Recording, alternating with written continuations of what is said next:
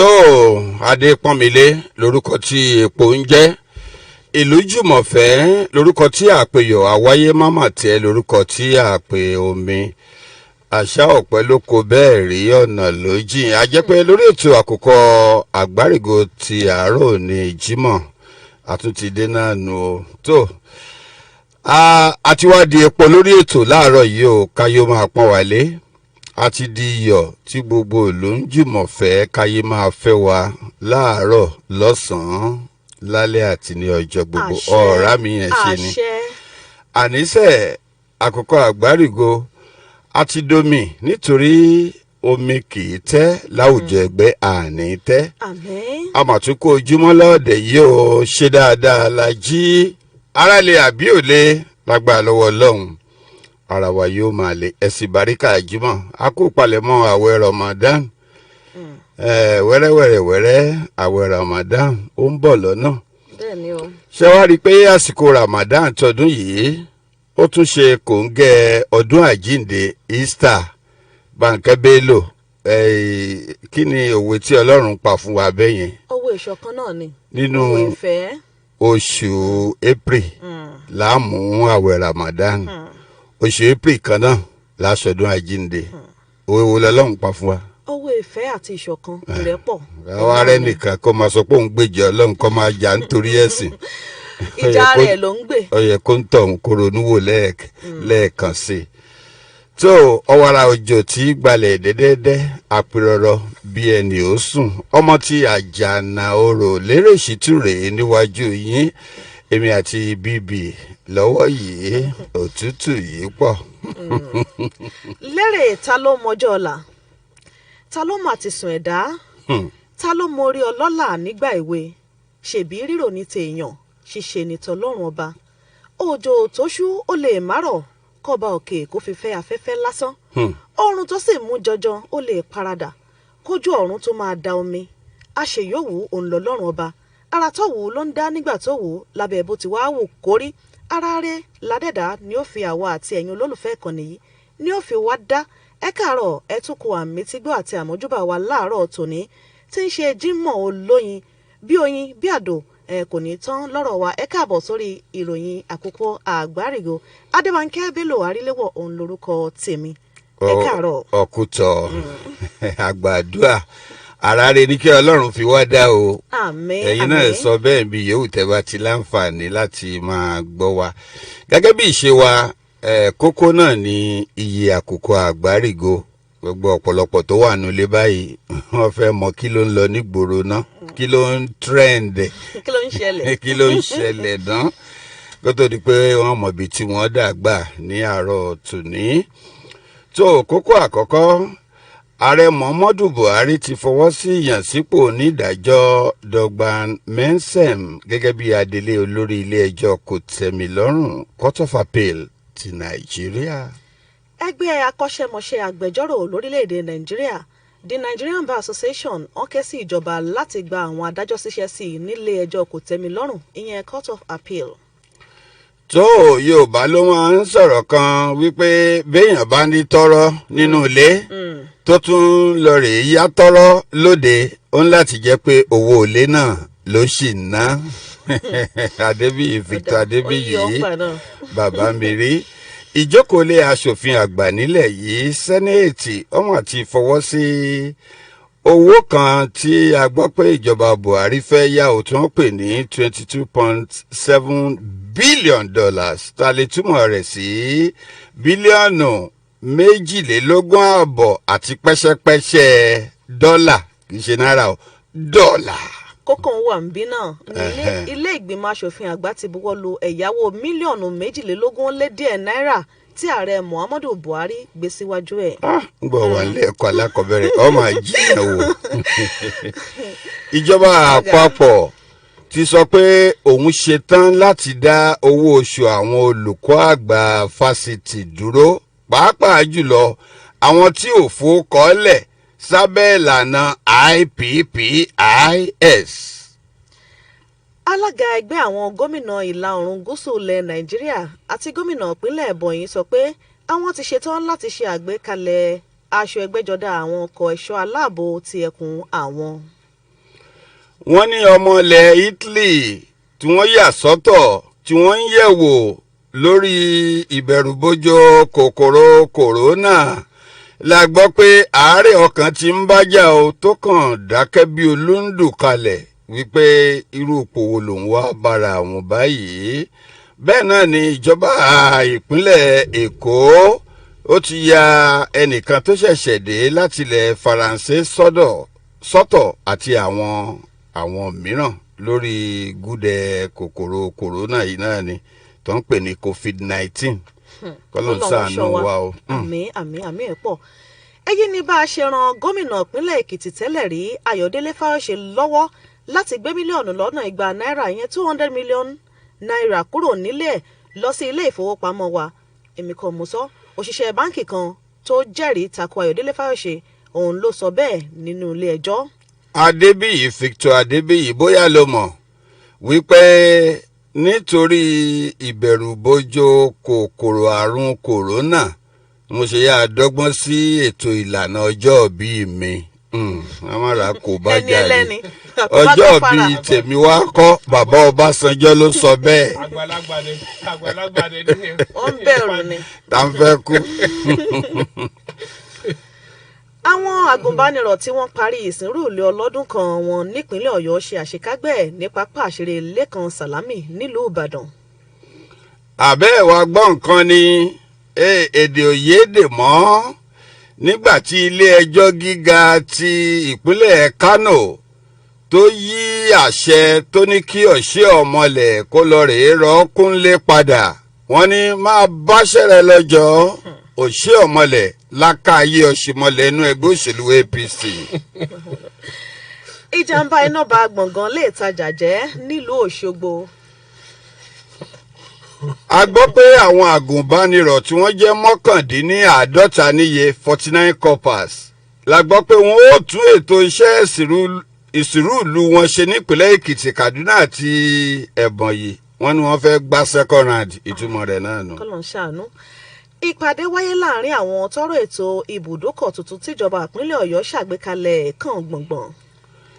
ẹgbẹ́ òṣèlú alábùradà nílẹ̀ yìí PDP la gbọ́ pé ó ti ṣetán báyìí o láti gba iṣẹ́ lọ́wọ́ gbogbo àwọn òṣìṣẹ́ tí wọ́n ń ṣiṣẹ́ ní olú ilé ẹgbẹ́ náà tá a mọ̀ sí sẹkítẹ́ríàtì. bẹ́ẹ̀ náà ni mo tún rí kan o wọ́n ní àwọn aláṣẹ ilé ẹ̀kọ́ gíga yunifásitì ti Èkó tá a mọ̀ sí UNILAG náà ti so ètò ayẹyẹ ìkẹ́kọ̀ọ́ gboyè wọn rọ̀ o nítorí èdè àìyedè kan tó kan àwọn aláṣẹ ilé ẹ̀kọ́ gíga náà. bẹ́ẹ̀ náà ni àwọn òṣìṣẹ́ ilé ẹ̀kọ́ gbogbo ńṣe poli àti àwọn akẹ́kọ̀ọ́ ni wọ́n ń fẹ̀hónú hàn ní ìpínlẹ̀ Èkìtì lórí afárá ńlá kan èyí tó já lójijì. kọ́lọ́hún kó ṣàánú wa ní milolo milala lọ́tún àti lósì Nàìjíríà àfi kọ́lọ́hún kókó wa yọ o. bẹ́ẹ̀ni. a gbọ́ pé sọ́jà 3 àti àwọn ọlọ́pàá 8 ni wọ́n ṣekú pa ní Damboa àti nínú ìkọlù tó ṣẹlẹ̀ ní Dapchi. mo lérò pé àwọn agbésùmọ̀mí ló máa jẹ́ ńgbà bá tẹnubọ ẹ̀kúnrẹ́rẹ́ ìròyìn ẹ̀yin náà yóò láǹfààní láti gbọ́ gbogbo rẹ̀. bẹ́ẹ̀ náà ni àwọn ọmọbìnrin 12 kan ni wọ́n dóòlà o tí wọ́n sì tún gbá àwọn 7 mìíràn mú ní ilé kan tá a lè ṣàpèjúwe rẹ̀ lédè àbínibí ní iléeṣẹ́ Abimota. Bánkẹ́ kí lóyìnbó iléeṣẹ́ Abimota? Baby factory ni. wo máa sanwó oúnjẹ rẹ̀ láàárọ̀ yìí ó tira máa gbà o. iléeṣẹ́ Abimota Baby factory tó ó tún ti ń ṣẹlẹ̀ o. àwọn ada màálù wọ́n tún ti já wọ àwọn àdúgbò kan nípínlẹ̀ Benue o. kódà n tó wá báyàn lọ́kàn jẹ́ Adébíyì Victor Adébíyì ojú mi ni kọ́ máa wò. wọ́n ní ìyàwó emir ní àdúgbò ibi tí wọ́n jáwọ́ wọ́n tún ní ìbálòpọ̀ tó lòdì pẹ̀lú ìyàwó ọba. bẹ́ẹ̀ yẹn bá fọwọ́ kan ìyàwó ọba pẹ̀lú ayaba olúwa rẹ̀ ó ti forí gbègún. Ọlọ́run kó ṣàánú rẹ̀. kókó pọ̀ ní àárọ̀ yìí ẹ wá gbá ní ẹ làjà rìgbòrìyẹ tó ń ṣẹlẹ̀ nínú ẹgbẹ́ òṣèlú alájùmọ̀ṣe onítẹ̀síwájú APC ọmọ à ń burú sí i mà ní à ń jèkúrú ọ̀tẹ̀ kó tán àwọn kan mà tún gbọ́wọ́ ẹ̀ sínú àwo abẹ́ ẹ̀ wá rí ní kọ́lọ́run kó ṣàánú wa.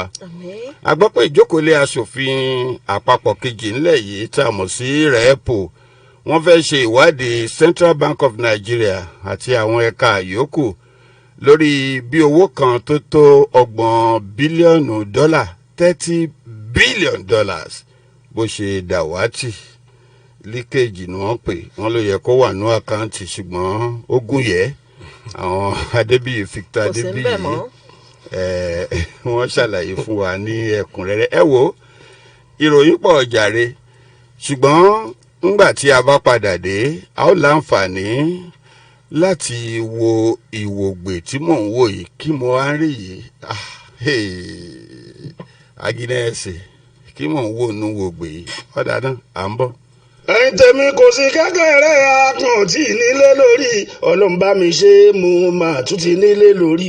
èmi kí n Dr. Saheed Òṣùpá Saheed bí olúfimọ àkọ́kọ́ mo ń fàsìkò ìsọ fún gbogbo ẹ̀yin èèyàn wa káàkiri gbogbo Nàìjíríà yìí wípé gbogbo ẹni tó bá wù kó kọ́lé kó wá bá a dòwò pọ̀ ní Afia Properties and Homes à ń ta ilé à ń ta ilẹ̀ ilé tó ní C of O ilẹ̀ tó ní C of O ẹ wá bá a dòwò pọ̀.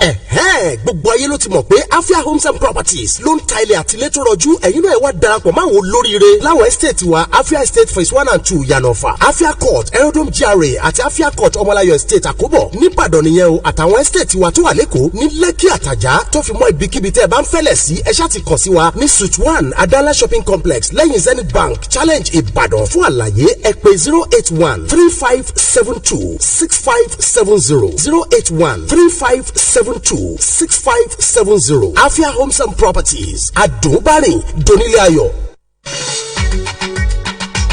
Láti sọ ọmọ rẹ di aṣáájú láàrin àwọn akẹgbẹ́ rẹ̀ Senfex High School ní ìpìlẹ̀ ọjọ́ ọ̀la yẹn ilé ẹ̀kọ́ tó wà fún ìdàgbàsókè tó ń ti ìgbélárugẹ àwọn ọmọ wa láwùjọ tó rẹwà pẹ̀lú àyè tó gbòòrò fún akitiyan ìsọdọ̀tun tó fi mọ́ eré ìdárayá lóríṣiríṣi ìbẹ̀rù Ọlọ́run ìrírí pẹ̀lú ìwà ọmọlúàbí ni àwọn olùkọ́ wa tó kójú òṣùwọ̀n fi ń ṣiṣẹ́ àwọn ohun èlò ìkẹ́kọ̀ọ́ wa ò lẹ́gbẹ́ laboratory wa library tó fi mọ́ yàrá kọ̀ǹpútà pẹ̀lú yàrá ìkàwé wa ó bá gbà mu àwọn àṣeyọrí wa nínú ìdánwò lẹ́rí wa láti wá pèlè ọjọ́ ọ̀la rere fún ọmọ rẹ tètè mú ọmọ rẹ wá sí Senfex High School tó wà ní A18 Mokola Estate Army Barracks Road Ibadan nursery and primary school with boarding facilities and bus services also available at Senfex School. Fọ́ọ̀mù àti wọlé sí Senfex High School ó wà fún títà báyìí ní ọgbà iléèwé wa bẹ́ẹ̀ owó iléèwé wa ò ga ju ara lọ ìrọ̀rùn ló bá dé torí ìbẹ̀rù Ọlọ́run ní ìpilẹ̀ṣẹ̀ ọgbọ́n níléèwé Senfex fún ohunkóhun ẹ pè aláṣẹ àti olùdarí Senfex High School èyí tó wà ní A18 Mokola Estate Army Barracks Road Ibadan sí orí nọ́mbà yìí 08037 14 5814 báwa ṣe ń gbìyànjú tó bẹ́ẹ̀ lÓlúwa ń fún wa ṣe ní Senfex High School.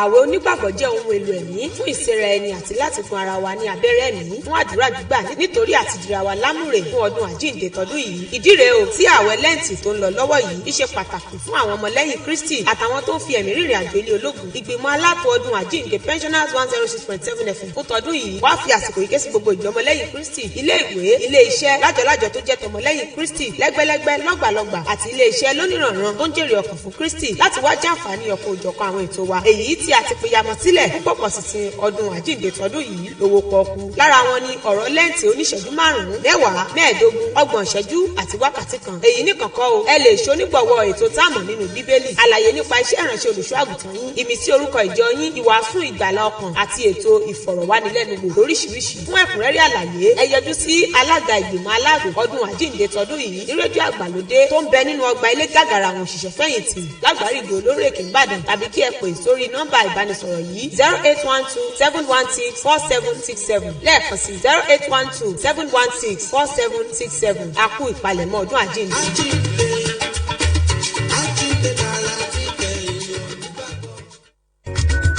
Oko ẹ̀yin àgbà wa àgbà ya dalẹ̀.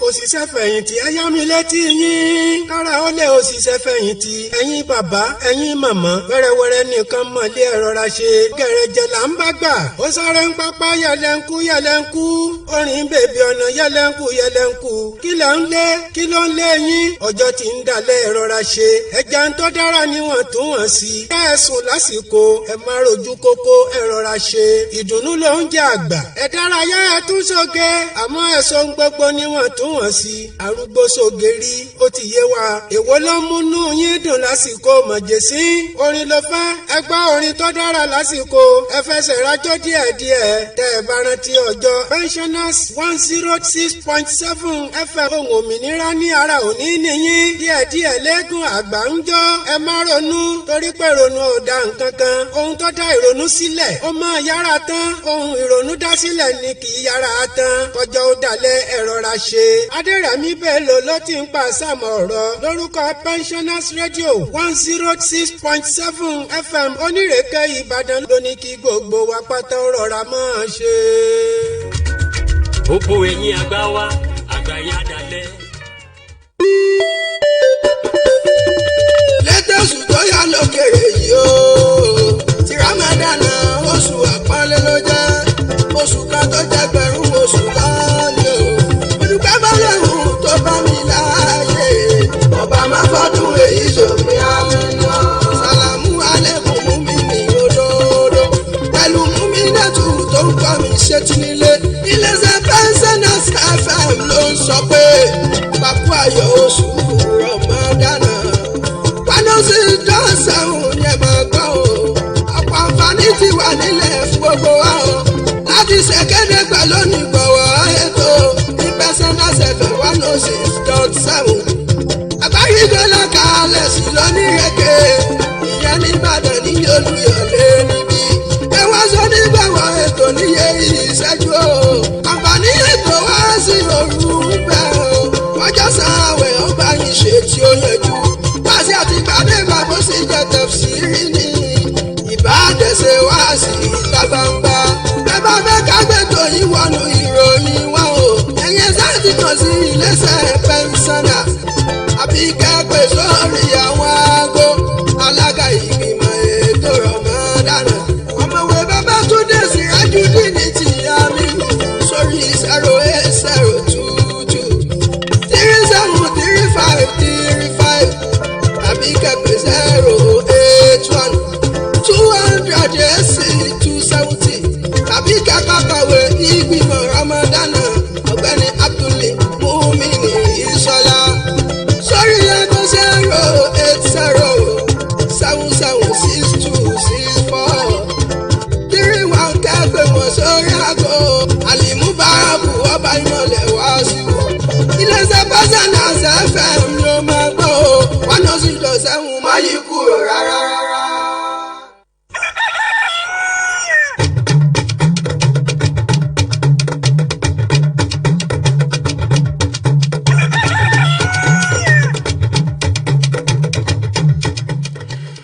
àkùkọ àgbárígò kékeré ǹké ló ń ké kékeré ǹké ló ń kọ bẹ́ẹ̀ náà ni Adébíyì Victor Adébíyì náà ni bàmẹ̀tọ́ olùbẹ̀nà ọmọ wa ní àárọ̀ tòní ẹ̀ka bọ̀ sórí ètò ẹ̀sìn Báríkà Jímọ̀ sà.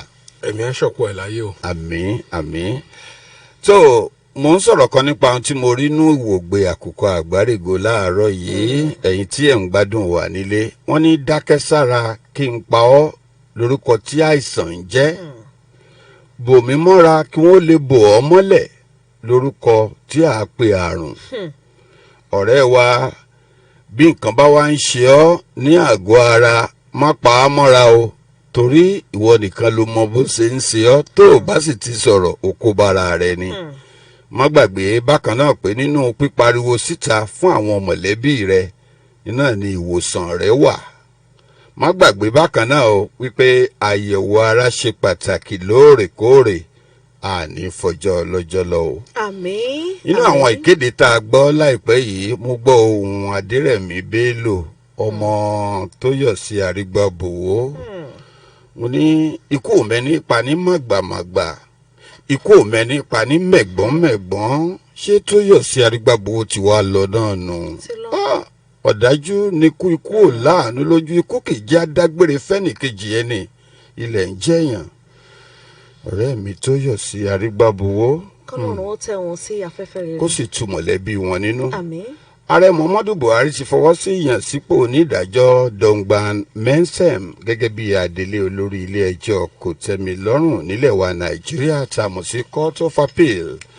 Onídàájọ́ Mensem tá a wí yìí la gbọ́ pé yóò dípò olórí ilé ẹjọ́ kòtẹ́milọ́rùn Court of Appeal ilẹ̀ wa mú gẹ́gẹ́ bí adelé náà fún oṣù mẹ́ta nítorí àkókò fẹ̀yìntì olórí ilé ẹjọ́ Court of Appeal tó ń kúrò nípò náà báyìí, onídàájọ́ Zainab Bukachuwa, èyí tí ó kò ní ọ̀la òde yìí, léyìí tó túmọ̀ sí pé látọ̀la lọ iná ni àkókò tiẹ̀ ni ó ti tẹnubodò. Ìròyìn kan láti ọ̀dọ̀ lọ́wọ́ ọ̀tún ààrẹ lórí ètò ìròyìn ohun ìpolongo Malam Garuba Shehu fi yé wa pé adájọ́ àgbàlẹ̀ Nàìjíríà náà ló dábàá ìyànsípò ọ̀hún fún ààrẹ Muhammadu Buhari. Ẹgbẹ́ akọ́ṣẹ́mọṣẹ́ agbẹjọ́rò lórílẹ̀‐èdè Nàìjíríà, ìyẹn Nigerian Bar Association of Nigeria, wọ́n ti ké sí ìjọba láti túbọ̀ gba àwọn adájọ́ síṣẹ́ ní ilé ẹjọ́ kòtẹ́milọ́rùn kí wàhálà má bàa wọ àwọn tí wọ́n ń ṣiṣẹ́ ọ̀hún lọ́rùn. Bẹ́ẹ̀ ni wọ́n béèrè fún àtúnṣe sí àwọn ètò ilé ẹjọ́ kòtẹ́milọ́rùn, ìyẹn Court of Appeal, lẹ́yìn tí yóò fààyè gbà kí adájọ́ méje ó máa wà ní àwọn ẹ̀ka àgbẹ́jọ́ lẹ́ẹ̀kan ṣoṣo. Níbi ayẹyẹ fẹ̀yìntì ààrẹ ilé ẹjọ́ kòtẹ́milọ́rùn kan, adájọ́ Zainab Bukachuwa, ẹni tó pé ẹni 70 ọdún 70 years lọ́jọ́ kẹfà oṣù kẹta ọdún 2020, ní ọ̀rọ̀ yìí ló ti wáyé ní amòfin àgbà Paul Usoro ló ti sọ̀rọ̀ ọ̀hún. Usoro ó gbóríyìn fún adájọ́ Zainab Bukachuwa fún ipa tó kó lórí ọ̀rọ̀ ìgbẹ́jọ́ àti ipa rere tó kó lórí ohun gbogbo tó jọ mọ́ ilé ẹjọ́, pàápàá jùlọ ilé ẹjọ́ tó ń ṣe ààrẹ lé lórí. Nígbà tó ń sọ̀rọ̀, adájọ́ Zainab ní ọkùnrin 3 ọ̀tọ̀ọ̀tọ̀ ni wọ́n ní ipa nínú àṣeyọrí òun láyé. Wọ́n ní ẹni àkọ́kọ́ òun náà ni ọlọ́kọ̀ tó pe òun wá sáyé, ìyẹn Alhaji Abubakar Gidado, nígbà tí ẹni èkejì jẹ́ ọkọ àkọ́kọ́ fẹ́ òun, ìyẹn ọ̀mọ̀wé Abubakar Yahya Aliyu, àti ọkọ tí àwọn jọ wà papọ̀ báyìí, ìyẹn sẹ́nitọ́ Adamu Bukachuwa. Adájọ́ Bukachuwa ní ó ní ẹ̀dùn ọkàn ló máa ń jẹ́ fún òun bí òun ṣe pàdánù bàbá òun àti ọkọ àkọ́kọ́ fẹ́ òun nítorí ipa tí wọ́n kó láyé òun ó ní kò kéré rárá.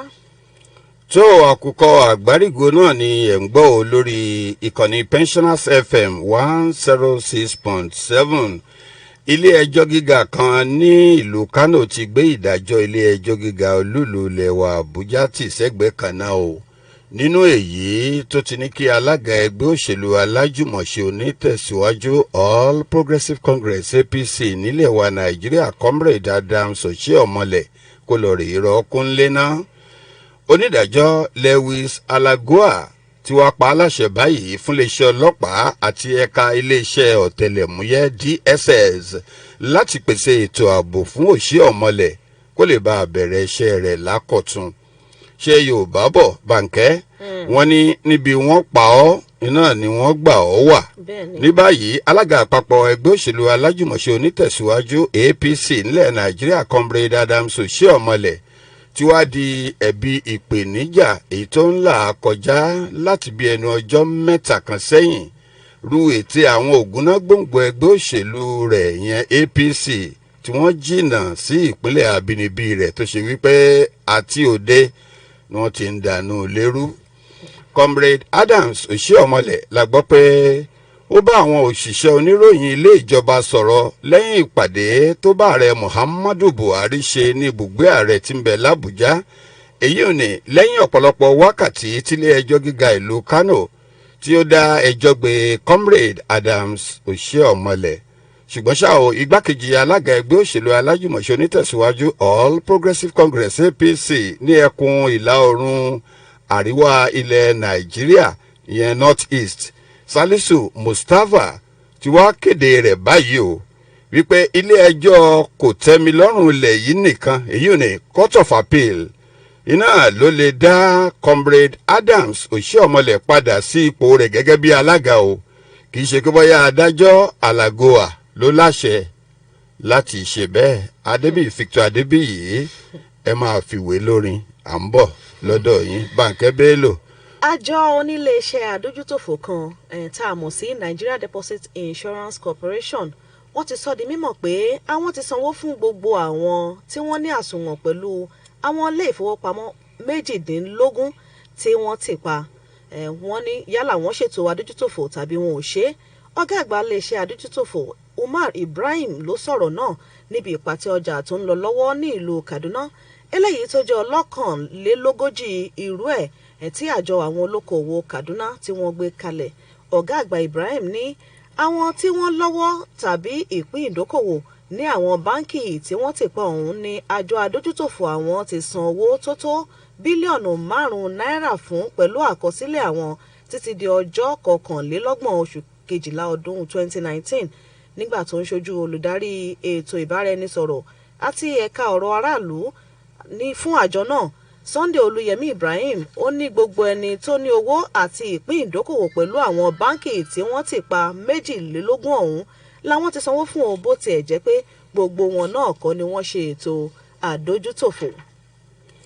wàyí o mínísítà ètò ìgbòkègbodò ọkọ̀ nílẹ̀ wa Nàìjíríà Rotimi Amechi ti ní òun ò mọ̀ pé bóyá ìjọba àpapọ̀ ti gbaṣẹ́ lọ́wọ́ olùdarí àgbà àjọ tí ń ṣe àkóso ìrìnkèrindò ojú omi tá a mọ̀ sí NIMASA o eléyìí Dàkòkò Peterside. Ohun tó fa àlàyé látẹnu Rotimi Amechi náà ni ìròyìn kan tó fi yé ni pé ààrẹ Muhammadu Buhari ti fọwọ́ sí ìyànsípò Bashir Jamo gẹ́gẹ́ bí olùdarí àgbà tuntun fún àjọ NIMASA tá a wí yìí ẹni tí yóò rọ́pò Dàkòkò Peterside ẹni tí àsìkò iṣẹ́ rẹ̀ yóò dópin ní ọjọ́ 10 oṣù kẹta tá a wà yìí ìyẹn March 10. Bashir Jamo tá a wí ọ̀hún la gbọ́ pé ó jẹ́ olùdarí ẹ̀ka ètò ìṣàkóso àti ètò ìnáwó ìyẹn Administration and Finance lábẹ́ àjọ NIMASA tó ń rí sí àkóso ìgbòkègbodò ojú omi ńlẹ̀ Nàìjíríà. Nínú àlàyé kan tó ṣe fáwọn oníròyìn mínísítà tó di ẹ̀ka ìgbòkègbodò ọkọ̀ mú lórílẹ̀‐èdè Nàìjíríà ọ̀gbẹ́ni Rotimi Amechi ṣàlàyé wípé òun ò rí ìròyìn kankan gbọ́ ò pé bóyá ìjọba ti gbaṣẹ́ lọ́wọ́ Dàkòkò Peterside àbí kò gbaṣẹ́ lọ́wọ́ ẹ̀ àfi ìgbà tí òun gbọ́ pé olùdarí àgbà tuntun àjọ NIMASA ó ti ṣètò ìpàdé pàtàkì pẹ̀lú àwọn ọmọ ìgbìmọ̀ olùdarí àjọ náà tá a mọ̀ sí bọ́ọ̀dù. Alága ẹgbẹ́ àwọn gómìnà ìlà oòrùn gúúsù ilẹ̀ Nàìjíríà àti gómìnà ìpínlẹ̀ Ebonyi Olóyè David Umahi ó sọ di mímọ̀ ní ọjọ́bọ̀ tó kọjá yìí pé àwọn ọmọ ẹkùn ìwọ̀ oòrùn àríwá náà wọ́n ti ṣetán láti ṣe ìgbéjáde aṣọ ẹgbẹ́jọdá àwọn ọkọ̀ ẹ̀ṣọ́ aláàbò àwọn. Ó sọ̀rọ̀ yìí nígbà tó ń bá igbákejì ààrẹ orílẹ̀-èdè Nàìjíríà ìyẹn ọ̀jọ̀gbọ́n Yẹmí Ọ̀ṣínbàjò sọ̀rọ̀ níbi ìpàdé gbogbogbò àwọn ọmọlẹ́yìn Kristi kan tó wáyé ní ìlú Abakaliki tí ń ṣe olú-ìlú ìpínlẹ̀ Ebonyi nígbà tó ń ṣe ìfilọ́lẹ̀ ilé ìwòsàn alábọ́dé fún àwọn ilé iṣẹ́ tó ń ṣe dáadáa. Gómìnà Umahi kò ṣàìsọ di mímọ̀ fún ààrẹ bí àwọn gómìnà àti àwọn adarí lẹ́kùn ọ̀hún ṣe ń sa gbogbo pa wọn láti rí i dájú pé ààbò tó nípọn wà fún àwọn ènìyàn ẹkùn apá abẹ. Ó fi kún ọ̀rọ̀ rẹ̀ pé àwọn gómìnà ẹkùn ọ̀hún yóò rí i dájú pé ìmúra àwọn ọkọ̀ ẹ̀ṣọ́ aláàbò náà yóò wà ní ìbámu pẹ̀lú àlàkalẹ̀ òfin. Gómìnà Umahi ó pè fún àgbéyẹ̀wò àti àtúnṣe òfin tó de ètò ìdìbò láti lè dẹ́kun ìwà àwọn jẹgúdújẹrá olóṣèlú lórí bí wọ́n ṣe máa ń lo àwọn elétò ààbò láti lè borí lákòókò ìdìbò. Ó ní ìkẹsẹ̀járí ètò òbò tí yóò tún wáyé ní orílẹ̀-èdè Nàìjíríà wà lọ́wọ́ irú òfin tí wọ́n bá là kalẹ̀ fún ètò ìdìbò ọ̀hún. Pẹ̀lú bí mo ṣe tajú kan tí mo rí Abidin Ọ̀dẹ́kúnlé tí ó ti darapọ̀ mọ́ wa lórí Facebook ìkànnì ìbánidọ́rẹ̀ẹ́ tí ó lápá já gbogbo orílẹ̀-èdè àgbáyé. Ìròyìn tí ọwọ́ mi ń tẹ̀ báyìí náà ni ti àìgbọ́ra ẹni yé èyí tó ṣẹlẹ̀ nílé ìgbìmọ̀ asòfin àgbà sẹ́nẹ̀tì nílẹ̀ yìí ìyẹn ní ìjẹta ọjọ́rú Wednesday nígbà tí ọmọ ẹgbẹ́ òṣèlú alájùmọ̀ṣe onítẹ̀síwájú kan All Progressives Congress APC tó ń ṣojú ẹkùn ìdìbò ìwọ̀ oòrùn Kogi West èyí ò ní sẹ́nitọ̀ Smart Adéyẹmí tó kéde pé òun sì nífẹ̀ẹ́ sí ìjọba ológun ju ti ìjọba tiwantiwa èyí tí à ń dọ́gbọ́n rẹ̀ wẹ́rẹ́wẹ́rẹ́wẹ́rẹ́ lórílẹ̀‐èdè Nàìjíríà báyìí. Ọ̀rọ̀ tí sẹ́nitọ̀ Smart Adéyẹmí sọ yìí la gbọ́ pé ó fa àríyànjiyàn ohun ìrúkèrúdò nílẹ̀gbìmọ̀ asòfin àgbà sẹ́nẹ̀tì débi pé ńṣe ni àwọn ẹlẹgbẹ́ rẹ̀ pariwo mọ́ pé ṣé o mọ ohun tó ń sọ ṣá Smart. Àwọn asòfin ẹlẹgbẹ́ Smart Adéyẹmí ṣàlàyé wípé ọ̀rọ̀ tó sọ náà wípé òun sì fìfẹ́ hàn sí ìjọba ológun mílítírì ju ti ìjọba olóṣèlú ta kàn ń ju agbádá káàkiri lọ. Ó ní irú ọ̀rọ̀ bẹ́ẹ̀ ó lòdì sí ìjọba àwa ara wa tòótọ́ lórílẹ̀‐èdè Nàìjíríà lásìkò tó ń sọ̀rọ̀ nípa àbá òfin kan èyí tó ń béèrè fún ìdásílẹ̀ àjọ tí yóò máa ṣiṣẹ́ lórí àwọn tó bá ṣẹ̀ sí òfin ìdìbò tí wọ́n pè ní National Electoral Offences Commission èyí tí sẹ́nitọ̀ Abubakar Yari tó ṣonígbọ̀wọ́ ẹ̀ ní aṣòfin ọ̀hún sẹ́nitọ̀ Smart Adéyẹmí ló sọ ọ̀rọ̀ náà tó bẹ́ẹ̀ gbòòlà níwájú ilé. Ohun tí sẹ́nitọ̀ Abubakar Yari kọ́kọ́ sọ ni pé iṣẹ́ pọ̀ gan-an lọ́wọ́ àjọ elétò ìdìbò lẹ̀wà INEC ju pé kó tún máa ráàyè pé àwọn kan lẹ́jọ́ ṣẹjọ́ gbẹ́jọ́ àwọn tó lu òfin ètò ìdìbò lọ àti pé ìdí rèé o tó fi yẹ kí àjọ mìíràn kó wà níyànà ọ̀tọ̀ tí ó máa mójútó ṣíṣẹjú àwọn èèyàn tó bá lùfin ètò ìdìbò nílẹ̀ Nàìjíríà yìí. Ààrẹ ilé aṣòfin Ahmad Lawan la gbọ́ pé ó pàpà bá sẹ́nitọ̀ Smart Adéyẹmí níwọ̀ọ́ tó sì sọ pé Smart ọ̀rọ̀ tó sọ yẹn ó rí bákan o ọ̀rọ̀ tó sọ níwájú ilé aṣòfin yìí ó jẹ́ èrò tiẹ̀ lásán tí ò ní nǹkan kan ṣe bí ti wù ó mọ́ pẹ̀lú èrò ìjókòólé aṣòfin sẹ́nẹ̀tì tá a wà yìí. Nígbà náà làwọn èèyàn wá bẹ̀rẹ̀ sí máa fi ẹ̀hónú wọn hàn lórí irú gbólóhùn tó ti ẹnu Smart Adéyẹmí jáde. Tá a bá gbàgbé sẹ́nitọ̀ Smart Adéyẹmí ló ti fi ìgbà kan jẹ́ ààrẹ àpapọ̀ fún ẹgbẹ́ oníròyìn lórílẹ̀‐èdè Nàìjíríà tá a mọ̀ sí NUJ ṣe é rántí. Adébíyì Victor Adébíyì di méjì ẹ̀rù ń bà kan bá a mẹ̀tọ́ bá a mòye. ẹ̀rù òbodò. ẹni tí yóò wọ̀dọ̀ lóminú ń kọ́ ẹ jẹ́ ká mú báyìí bàbá wa bá a mòye. A gbọ́ nínú ìròyìn àkọ́kọ́ tí a kà lẹ́ẹ̀kan wípé ààrẹ Muhammadu Buhari fọwọ́ sí ìyànsípò onídàájọ́ Dongban Mensem gẹ́gẹ́ bí adelé olórí ilé ẹjọ́ kòtẹ́milọ́rùn Court of Appeal nílẹ̀ Nàìjíríà. Ṣé ẹ rántí? Bẹ́ẹ̀ni. Èkejì wa ní àṣẹ tuntun èyí tí ilé ẹjọ́ gíga ti Kano gbé jáde wípé kí Lákàyè Ọ̀ṣùmọ̀lẹ̀ nú ẹgbẹ́ òṣèlú APC Nàìjíríà ti ṣàlága Comrade Adams Oshiomhole kó máa báṣẹ́ rẹ̀ lọ. Bó tiẹ̀ jẹ́ pé ròyìn tá a gbọ́ síwájú àkókò yìí náà ni pé ilé ẹjọ́ kan tó kalẹ̀ sí Àbújá ti ní kó má pera rẹ̀ gẹ́gẹ́ bí alága APC ní Nàìjíríà mọ́. Bóyá ká mú láti bẹ̀yẹn sà. Yorùbá ní amúkùn wọn lérò ẹ̀wọ́ ní òkèlè ń wò ẹ̀wò lẹ̀ sàlẹ̀. Tá a bá wo ọ̀rọ̀ hílàhílo tó wà ní orílẹ̀-èdè yìí lórí ọ̀rọ̀ òṣèlú wa lọ́wọ́lọ́wọ́ yìí àti bó ṣe ń ṣe okùnfà họ́wùhọ́wù tó wà ní ilé ìjọba àpapọ̀ ìyẹn presidency tó fi mú gbogbo èdè àìyedè tó ń jẹyọ ní gbogbo ìgbà ní ilé ìgbìmọ̀ asòfin wa tó fi ń ta bá ilé ìdájọ́ orílẹ̀-èdè yìí gẹ́gẹ́ bí mo ti sọ ṣáájú lẹ́ẹ̀kan nígbà tá à ń ṣe tolóyìnbó mo ní orílẹ̀-èdè yìí engine mẹ́ta ló fi ń fò lókè at 60,000 feet altitude.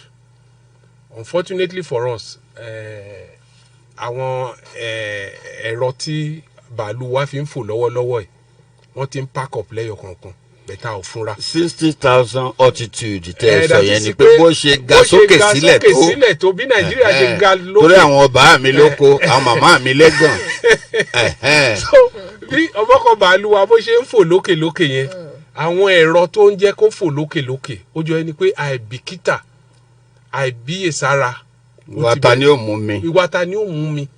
ìwà ìmọ̀kànmọ̀kàn because èèyàn lè hùwà ta ni ó mú mi bẹ́ẹ̀ kó o mọ nǹkan tó yẹ kó o ṣe bẹ́ẹ̀ tó o bá mọ nǹkan tó yẹ kó o ṣe kó o tún wá máa hùwà aláìmọ̀kan pẹ̀lú ta ni ó mú mi wàhálà di méjì nìyẹn òun ló ṣe okùnfà gbogbo kọ́tọ̀kọ̀tọ̀ tá à ń rí lọ́wọ́lọ́wọ́ yìí tó fi jẹ́ wípé ilé ìdájọ́ tó ga ìyẹn high court ní Àbújá máa ṣe ìdájọ́ kan wípé kí Òṣì Ọ̀mọ̀lẹ̀ kó lọ gẹ́gẹ́ bí a ṣe kọ̀wé ẹ̀ láti wọ́ọ̀dù ẹ̀ ìdojúkọ tí Òṣì Ọ̀mọ̀lẹ̀ ní màá fẹ́ káwa ta wà nílé kí àárín yẹn kó yé wa ìdájọ́ yẹn wọ́n gbé kalẹ̀ ní ìjẹta lórí wípé foundation Òṣì Ọ̀mọ̀lẹ̀ ìyẹn ìpìlẹ̀ Òṣì Ọ̀mọ̀lẹ̀ ó ti wó àgbàrá ti gbà lọ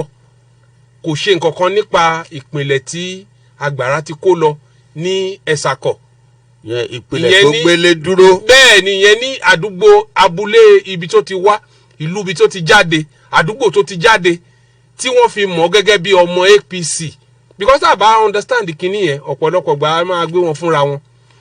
wọ́n ti yọ nípò ní àdúgbò ẹ̀ níbi tí ó ń gbé ní oko ibi tó ti wá wọ́n ti yọ níbẹ̀ wọ́n ló ṣe àṣemáṣe wọ́n yọ ipe kì í ṣe ọmọ ẹgbẹ́ wọn mọ́ àǹtá abẹ́dẹ̀ wo òfin tó gbé àwọn òṣèlú pátì wọ̀nyí àwọn ẹgbẹ́ òṣèlú tó gbé wọn kalẹ̀ ó lè dé irú ìsinmi kan lè dédé sọ pé mo fẹ́ jẹ́ ọmọ ẹgbẹ́ alákòókò àgbárígo party of Nigeria alákòókò wípé àbẹ àgbárígo party of Nigeria mo wá ń bọ̀ ní olú ilé iṣẹ́ wọn ní àgbárígo ń bí ìpín fẹ́ wá forúkọ lẹ̀ wọ́n ní tẹ́wọ́ gbà mí wọ́n á ní kí n lọ sí àdúgbò mi ní Lábọ́ àbí ní Odinjo àbí ní ibikíbi tí mi bá ti wá nìbàdàn wọ́n á ní kí n lọ bá ward chairman mi tí n bá dọ̀dọ̀ ward chairman á ní kí n bá ward secretary ìyẹn ló máa kówé jáde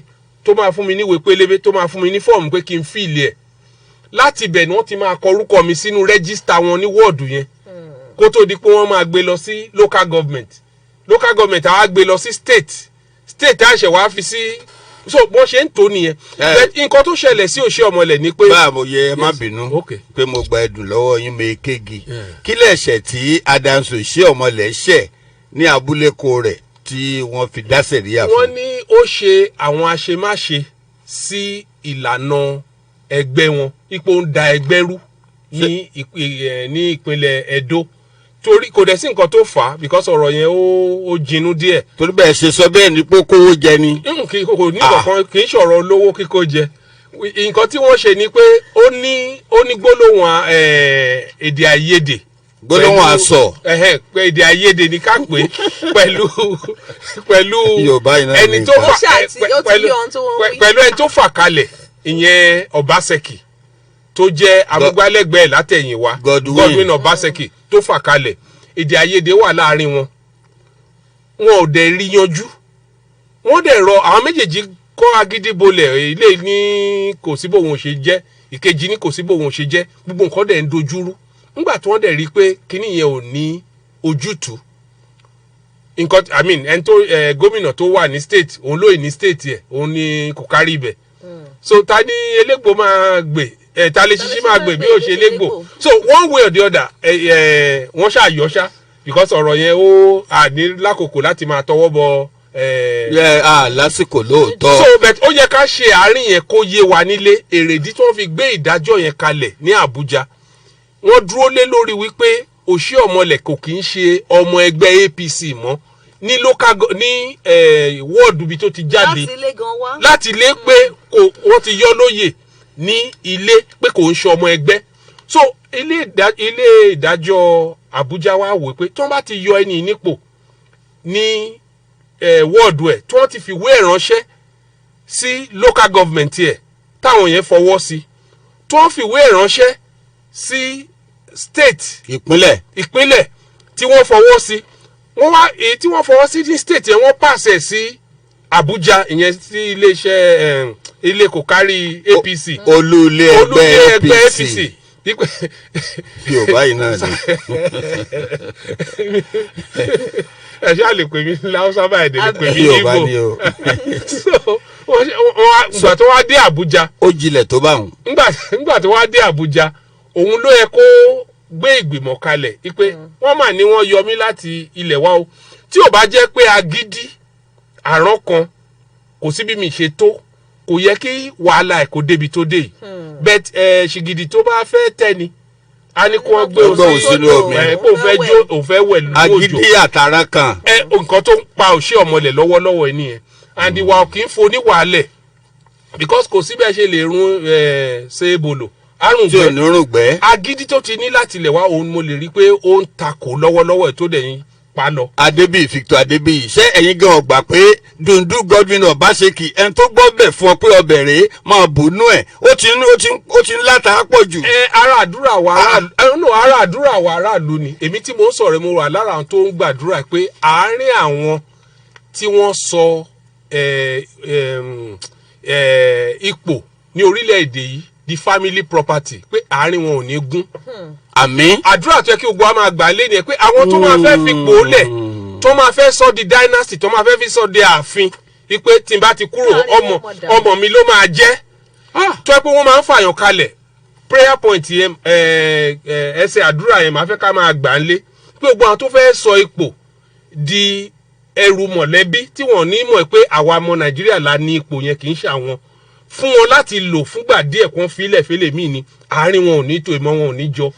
òun ló ń ṣẹlẹ̀ ní Edo State òun ló ń ṣẹlẹ̀ ní Anambra òun ló ń ṣẹlẹ̀ ní mo lè máa kà wọ́n lọ bẹ́ẹ̀ so àdúrà yẹn á ń láti máa gbà gbogbo ìgbà títí dé presidency wa ipe tí n bá ti kúrò ọmọ mi ni kó jẹ́ ọmọ mi ni kó ṣe wọ́n ti gbàgbé wípé ẹnìkan ló wà ń bẹ̀ lánàá so ẹ̀rí àárín wọn kì í tò torí pé èrèdí tí wọ́n fi ń fààyàn kalẹ̀ kò dúró lórí òótọ́ wọ́n dẹ̀ máa ń fa èèyàn kalẹ̀ pé táwọn bá kúrò kélé míì kó gba ipò yẹn so that a lè bo gbogbo àìṣedéédé wọn ìwà wọlé ìwà olè ìwà àdánìkànjọ pọ́n tí wọ́n ti dálẹ̀ ẹnìyàn á lè bo ẹ̀yìn wọn just like tí wọ́n bá bímọ tí wọ́n bá kú á ní kó lè daṣọ bo òun àdúrà mi gbogbo ìgbà ni pé aṣọ tó máa dàbò àwọn olóṣèlú olè kí náà ọ̀run kojú àwọn aṣọ wọ̀nyẹn. àmín. ẹ jẹ́ ká gbé tọ́ ẹ̀mí ńlé gbogbo àwa tá a bá ń gbọ́. a ti gbé.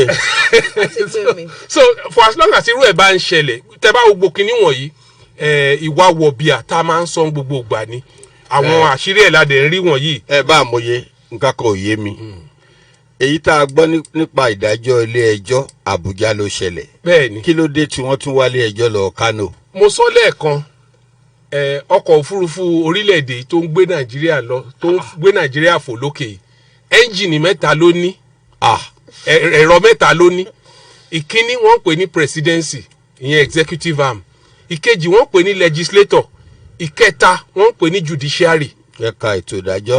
ẹ̀ka ètò ìdájọ́ tí ẹ̀ka ètò ìdájọ́ òun ló dé lẹ́nujọ́ mẹ́ta láti gbàtà ti bẹ̀rẹ̀ 2020 tí kọ́ńtọ̀kọ̀tọ̀ àwọn kan tó yẹ pé etí ò gbúdọ̀ gbọ́ tó bẹ̀rẹ̀ sí ní ṣẹlẹ̀ ní ẹ̀yà ti ìdájọ́ wa òun ló fà á tó yẹ pé the same high court of equal power the same agbára lòun àti tèyí tó wà lábújá tó ní kí òṣè ọmọlẹ̀ kó má súnmọ́ secretariat kó má súnmọ́ ilé ẹgbẹ́ APC the same court within 24 hours thereabout ló ní Kano ló tún gbé ìdájọ́ mi dìde pé kí IG kó fún lọ́lọ́pàá láti dáàbò bò kó lọ máa ṣiṣẹ́ ẹ̀ lọ ẹ rí i pé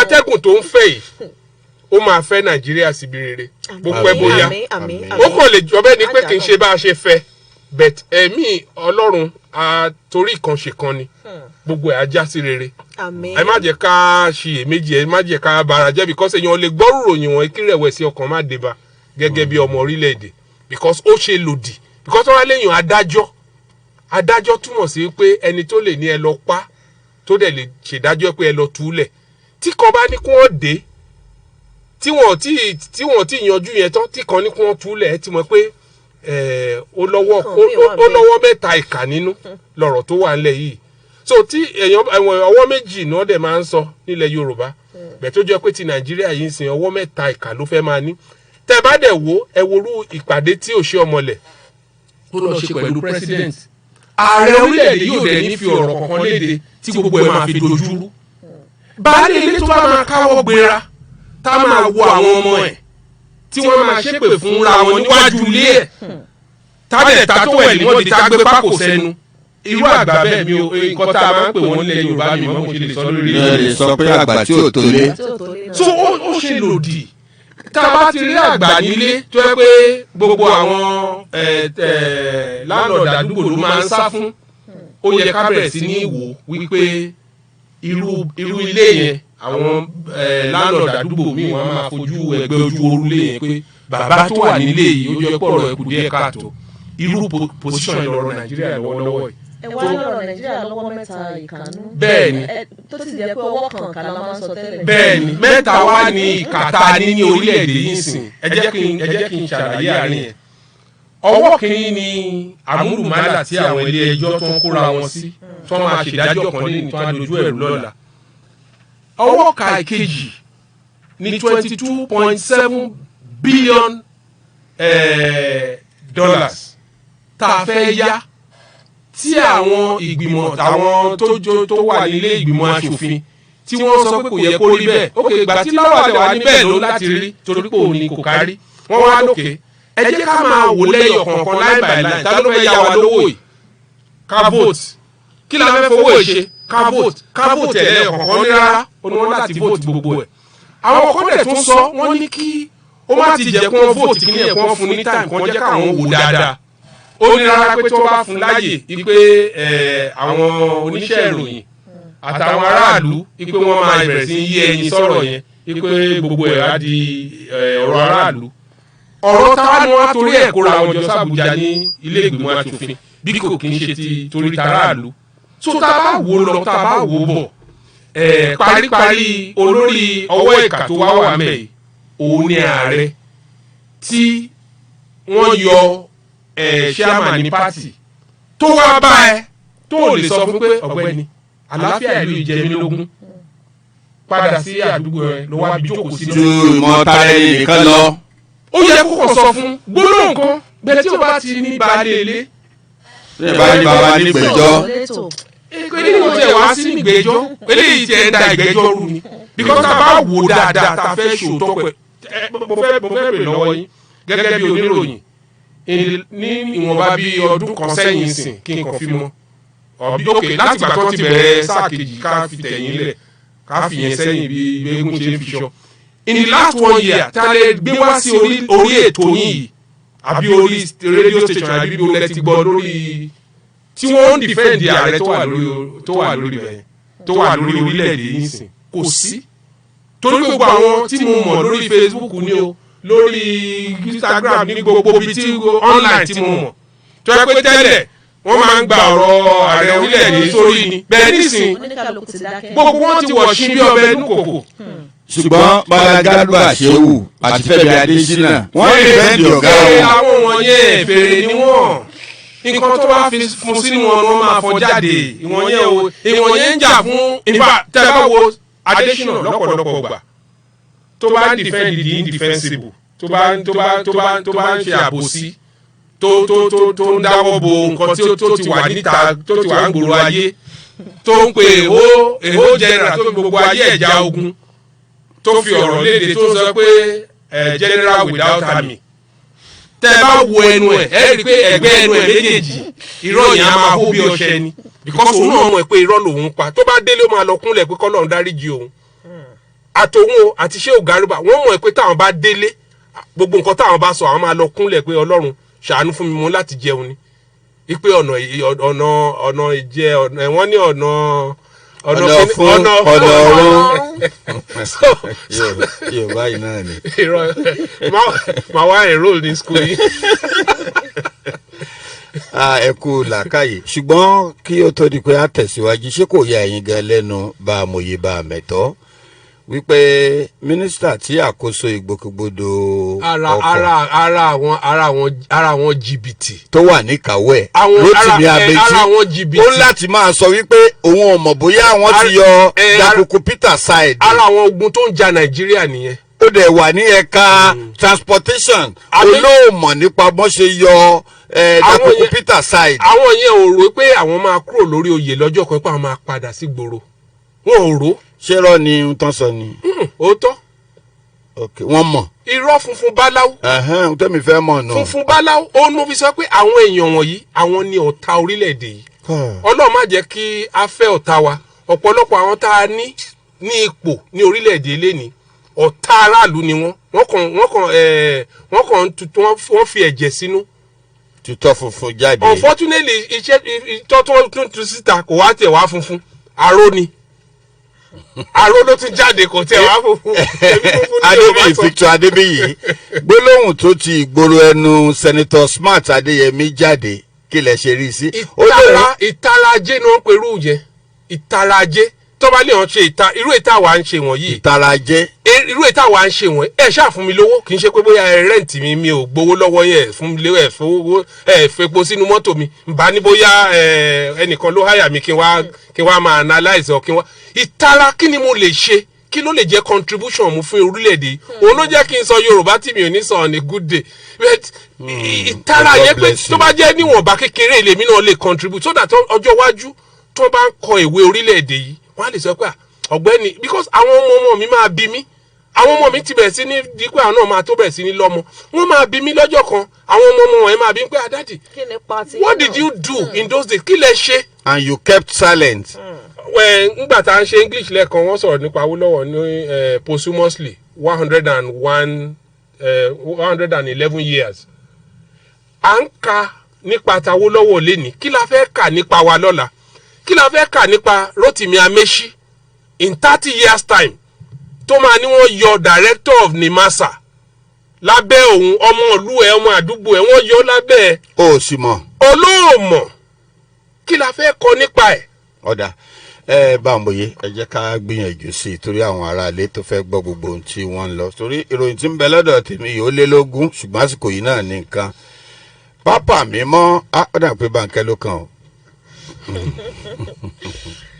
ó dáa ìgbẹ́jọ́ tún bẹ̀rẹ̀ lánàá òde yìí lórí ẹ̀sùn tí wọ́n fi kan gómìnà tẹ́lẹ̀ rí nípínlẹ̀ Èkìtì ìyẹn Ayọ̀délé Fáyọ̀ṣe wípé ó ṣe awúrúju lórí owó kan tó jẹ́ bílíọ̀nù méjì ó lé díẹ̀. ó wájú rẹ̀ ọ̀rọ̀ àwọn àáfíà. ó dáa kí wọ́n wọlé. ẹ̀yin tèmi kò sí kékeré akàn tí nílé lórí ọlọ́mbà mi ṣe mo máa tún ti nílé lórí. èmi kí n Dr. Saheed Òṣùpá Saheedon P Olúfìmọ̀ àkọ́kọ́ mo ń fàsìkò ìsọ fún gbogbo ẹ̀yin èèyàn wa káàkiri gbogbo Nàìjíríà yìí wípé gbogbo ẹni tó bá wù kó kọ́lé kó wá bá a dò pọ̀ ní Afia Properties and Homes à ń ta ilé à ń ta ilẹ̀ ilé tó ní C of O ilẹ̀ tó ní C of O kó wá bá a dò pọ̀.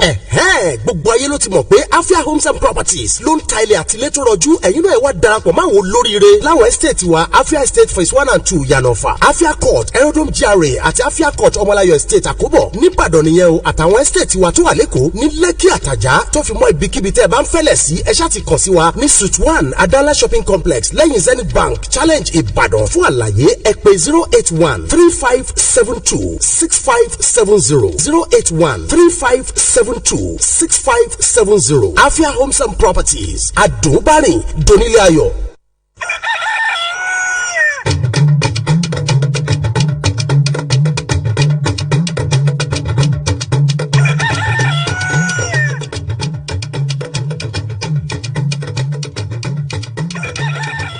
à ń retí ẹ̀yin náà láti darapọ̀ mọ́ wa fún ìpolówó iṣẹ́ ọjà àti okòwò yín lórí ètò ìyá àkókò àgbárígò bíbí ó ti yẹ. ìgbẹ́jọ́ tún bẹ̀rẹ̀ lánàá lórí ẹ̀sùn tí wọ́n fi kan gómìnà tẹ́lẹ̀ rí nípínlẹ̀ Èkìtì Ayọ̀délé Fáyọ̀ṣe wípé ó ṣe awúrúju lórí owó kan tó jẹ́ bílíọ̀nù méjì ó lé díẹ̀ náírà. Bí ìjẹ́jọ́ ọ̀hún ṣe bẹ̀rẹ̀ ni òṣìṣẹ́ ilé ìfowópamọ́ kan Johnson Abídàkùn ṣàlàyé fún ilé ẹjọ́ bí Fáyọ̀ṣe ṣe pé àwọn wá sí ilé ẹ̀ láti wá bá wọn gbé mílíọ̀nù lọ́nà ọgbà náírà lọ sílé ìfowópamọ́ àwọn fún ìtọ́jú Abídàkùn ṣàlàyé fún adájọ́ CJ Aneke pé òun lòun jẹ́ adarí ohun gbogbo tó jẹ mọ́ gbígbé owó láti inú àsùnwọ̀n kan sí òmíràn tóun sì tún bójútó ọ̀rọ̀ àwọn oníbàárà báńkì àwọn ìyẹn Zenith Bank ti ìlú Adó-Èkìtì lásìkò tí ọ̀rọ̀ gbígbé owó ọ̀hún tó ṣẹlẹ̀. Òṣìṣẹ́ ilé ìfowópamọ́ ọ̀hún Abídàkùn sọ síwájú wípé ìpè olórí ẹkùn báńkì àwọn ọ̀mọ̀wé Abíọ́dún Ọ̀ṣọ́dẹ̀ ẹ̀hún ló ń gbà lọ́jọ́ 16 oṣù kẹrin ọdún 2016 tó sì pàṣẹ fún òun láti lọ gbé owó ọ̀hún láti ilé gómìnà àná Fáyọ̀ṣe lọ sí báńkì àwọn. Nígbà tí agbẹjọ́rò Fáyọ̀ṣe sì ń béèrè lọ́wọ́ Abídàkùn ìyẹn òṣìṣẹ́ báńkì ọ̀hún ó ṣàlàyé pé òun kọ́ lòun lọ sí ilé Fáyọ̀ṣe lọ gbé owó ọ̀hún o. Ó ní Adéwálé Aládégbọlá lòun rán ṣáájú ikọ̀ tó lọ gbé owó náà wá sí báńkì àwọn. Ẹ̀sùn tí wọ́n fi kan Fáyọ̀ṣe ẹ̀sùn míì tó fi kàn ó ní pé ó gba owó kan tó jẹ́ mílíọ̀nù $5 ìyẹn $5 million lọ́wọ́ ẹni tó jẹ́ mínísítà fún ètò ààbò lákòókò ọ̀hún sẹ́nitọ́ Musiliu Ọbaníkòró tí owó ọ̀hún sì ju iye tí òfin fààyè gbà láti wọnú àsùnwọ̀n ẹ̀. Fáyọ̀ṣe ní òun ò jẹ̀bi àwọn ẹ̀sùn tí wọ́n fi kan òun o. Adájọ́ Aneke ó sún ìgbẹ́jọ́ ọ̀hún ó sún sí ọjọ́ Ẹtì tó ń bọ̀. Wàyí o, Pápá Mímọ́ Francis ti dá ẹkùn Ewùlọ́bíà sílẹ̀ nípínlẹ̀ Anambra tó sì kéde bíṣọ́ọ̀bù Ebere Ọ̀pálẹ̀kẹ̀ gẹ́gẹ́ bí bíṣọ́ọ̀bù àkọ́kọ́ tuntun fún ẹkùn náà. Bíṣọ́ọ̀bù Ọ̀pálẹ̀kẹ̀ tá a wí yìí ni bíṣọ́ọ̀bù ẹkùn Àhíara Mbaise ní ìpínlẹ̀ Imo nígbà tó ń kéde ìyànsípò rẹ̀ ní ilé ìjọsìn Patrick Mímọ́ tí ń bẹ ní Ọ̀ká. Bíṣọ́ọ̀bù ìjọ Catholic ní ẹkùn Ọ̀ká ẹni ọ̀wọ̀ Paulinus Okafor tí wọ́n ṣe àpèjúwe ìyànsípò tuntun náà gẹ́gẹ́ bí èyí tó yanilẹ́nu tó sì dùn mọ́ọ̀yàn nínú.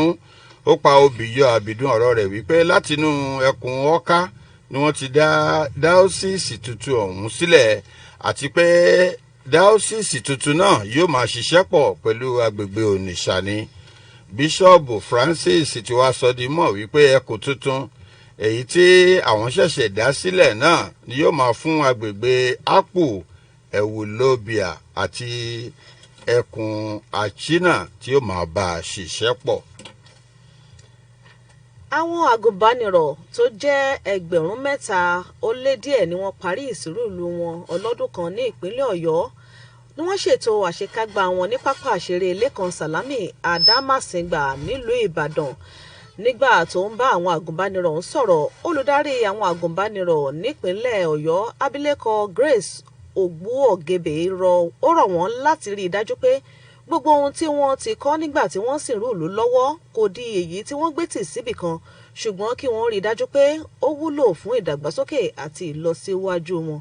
Ẹni tó ṣojú gómìnà ìpínlẹ̀ Ọ̀yọ́ onímọ̀ ẹ̀rọ Ṣèyí Mákindé níbi ayẹyẹ náà tó jẹ́ kọmíṣánná fún ọ̀rọ̀ ọ̀dọ́ àti eré ìdárayá ọ̀gbẹ́ni Ṣeun Fákóredé gbóríyìn fún àwọn agùnbánirọ̀ ọ̀hún fún ipa tí wọ́n kó lórí ìdàgbàsókè ìpínlẹ̀ Ọ̀yọ́ lásìkò ìsìnrúùlù wọn nígbà tó mú ètò ọ̀hún wá sópin. Tó àkókò àgbárígò náà sì ni o.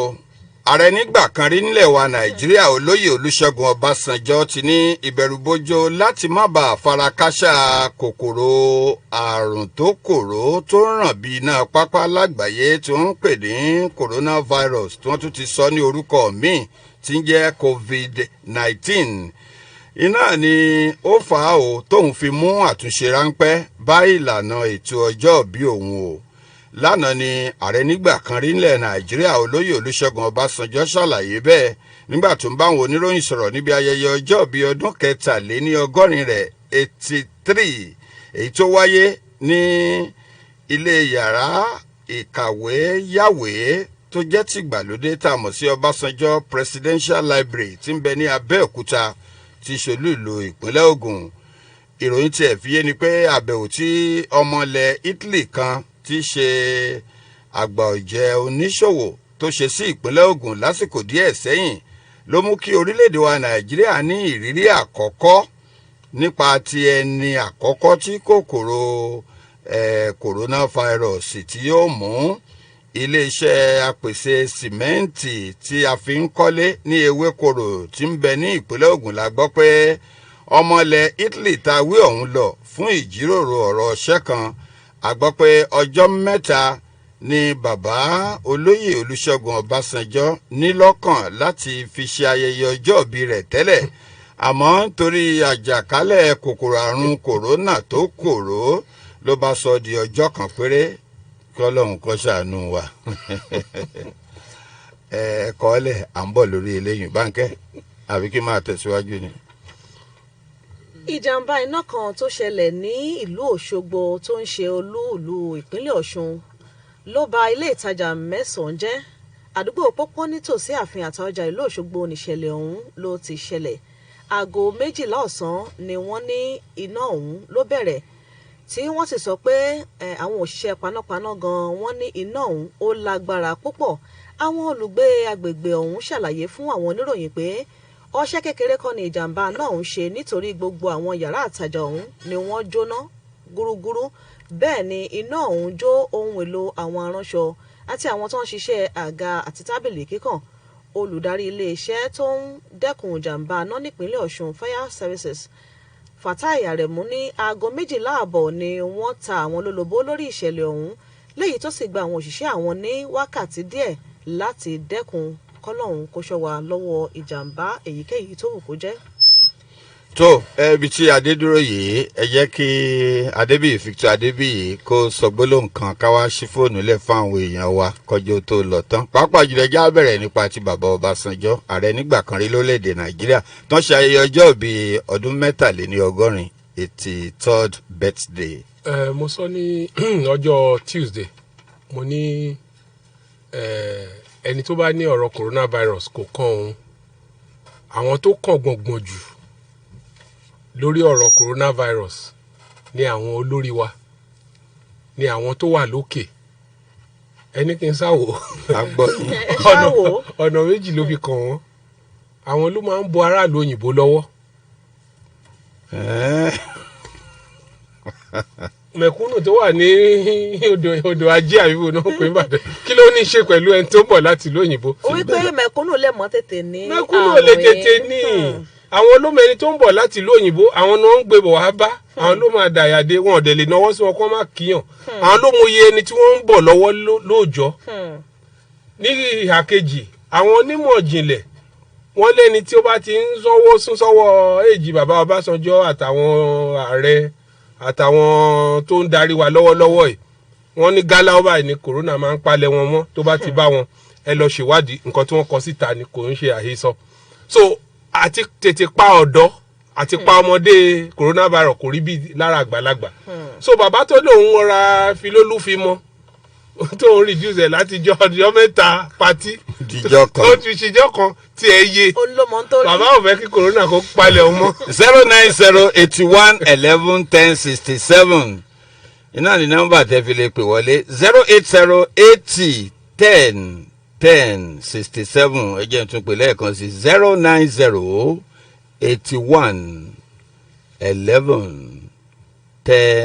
09081111067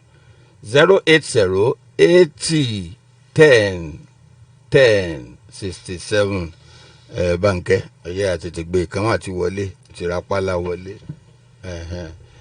Hello ẹ káàárọ̀ o. Hello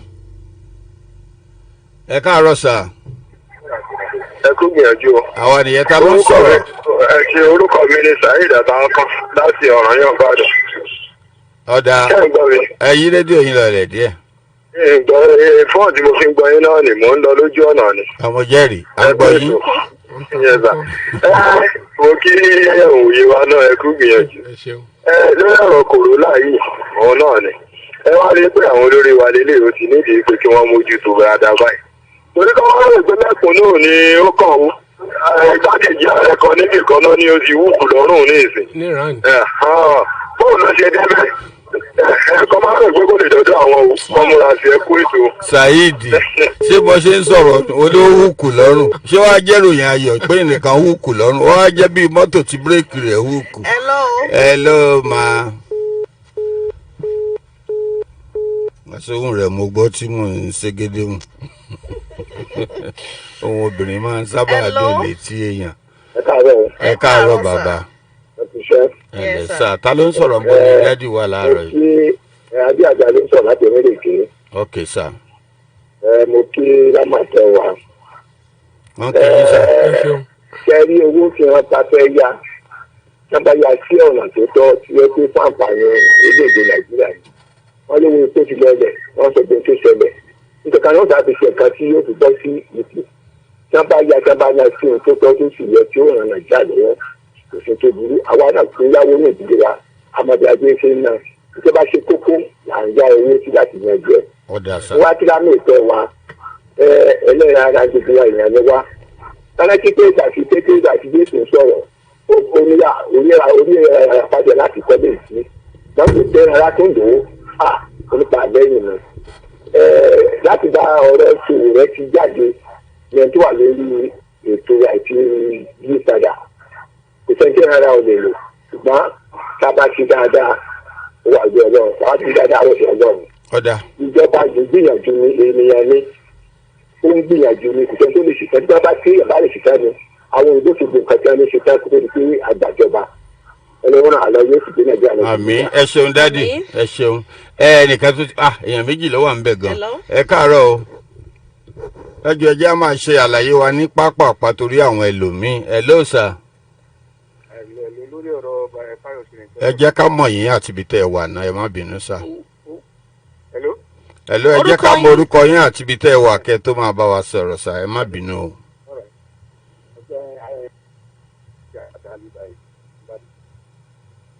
lórí ọ̀rọ̀ fáyọ̀s tó ń gbà fáyọ̀s ó dà bí máa yẹn owó tí wọ́n ní bá lọ́wọ́ ẹ̀ àti tí wọ́n ní fún òsọ fún wa ṣé ó jí owó yẹn ni àti wọn.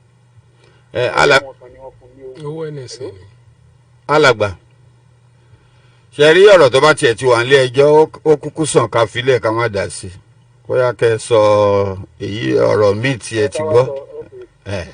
lórí ilé ìdìbò tí wọ́n fẹ́ lọ yá káwọn ọmọ ilé ìgbìmọ̀ àtòwé ti fọwọ́ sí.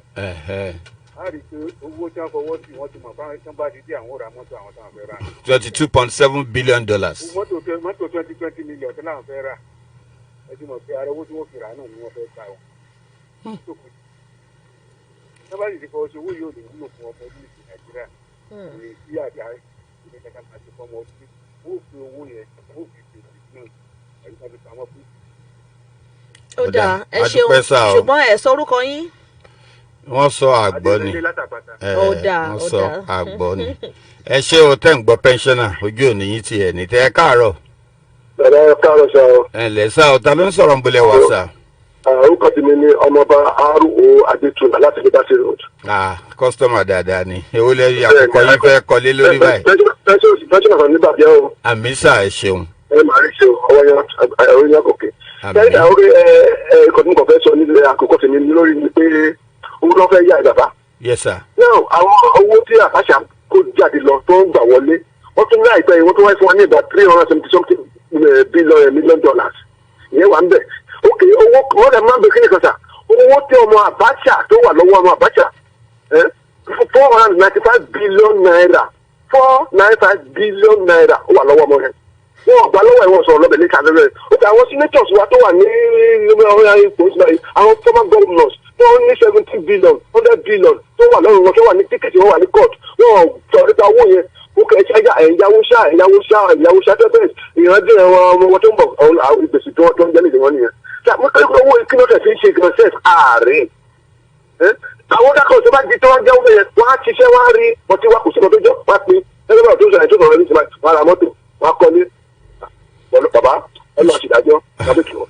ẹ ṣe àdúpẹ́ tó ẹ̀yin èèyàn wa ó ní ká jẹran pẹ́ lẹ́nu ṣùgbọ́n òun fọ̀nà fún ẹ̀ẹ̀kan ti wọlé ẹ rasa o ẹ káàárọ̀ àkókò àgbárígò ló ń kí yín o kì í ṣàyàn jẹ o kí ló kọ yín sàǹbẹ̀lẹ̀ wá. ẹ káàárọ̀ bàbá bọ̀dá Jacob ni. hello. ẹ káàárọ̀ sà. hello à ń gbọ́ yín. ẹ wà lórí rédíò kí ló kọ yín bọ̀lẹ̀ wá sà. hello. Bàràmọ́tí Múrítà lórúkọ mi. láti bò ní sà. Bàràmọ́tí Múrítà lórúkọ mi. ọ̀dà. láti Akíngbilé ní Mọ́níyà. ok ní ṣókí o lè fẹ́ bá wa sọ ọjọ́ ti lọ.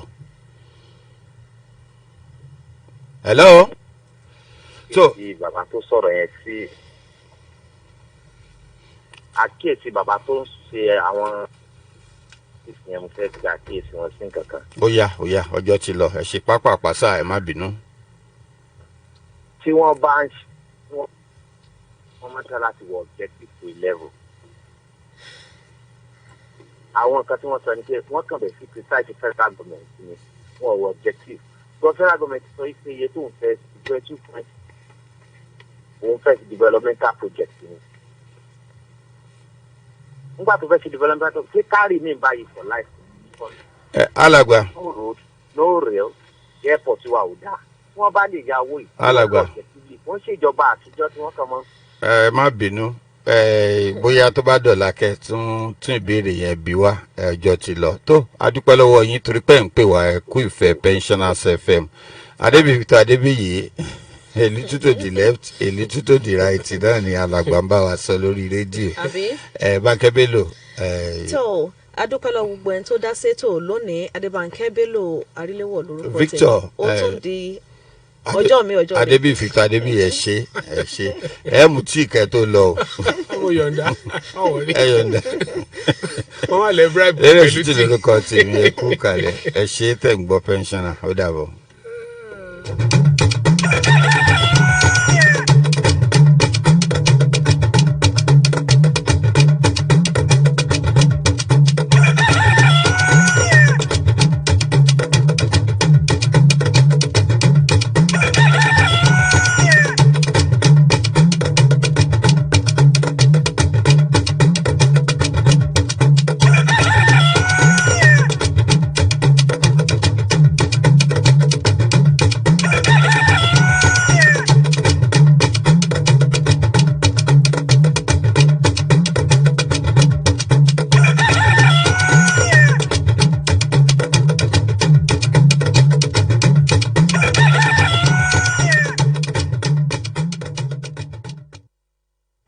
ìròyìn àkùkọ àgbárígò náà ni ẹ ṣẹ̀ṣẹ̀ tẹ́tí gbọ́ tán Adébánkẹ́ Bello àti Lérè Shittu ló ti tukọ̀ ètò náà ọ̀la ló tún dà tẹ́ ó máa pàdé àwọn ojúgbà àwọn lórí ètò ìròyìn àkùkọ àgbárígò ní báyìí aago 9:00 àbọ̀ ó ti rókègé láti ilé iṣẹ́ wọn níbí Adérónkẹ́ Adéṣọlá tí àwọn olólùfẹ́ rẹ̀ mọ̀ sí olórí sport ó ti wà níkàlẹ̀ láti máa tukọ̀ ètò Gbẹ̀gẹ́dẹ́gbìnà Adérónkẹ́ Adéṣọlá ó yá ó ti yá lórí pápá.